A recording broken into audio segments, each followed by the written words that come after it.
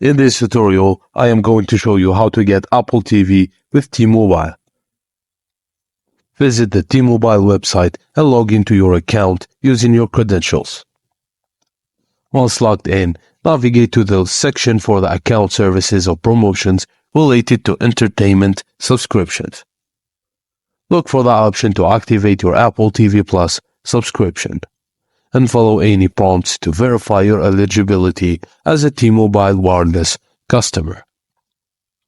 After verifying your eligibility, you'll be redirected to create an account with Apple TV Plus. Follow the on-screen instructions to set up your Apple TV Plus account, and you may need to provide additional information such as your email address and password to create your Apple ID, if you don't already have one. Once your account is created, your Apple TV Plus subscription should be activated and ready to use. If you're a T-Mobile for Business customer, you can follow the provided link to activate your Apple TV Plus subscription through the appropriate channel for business customers.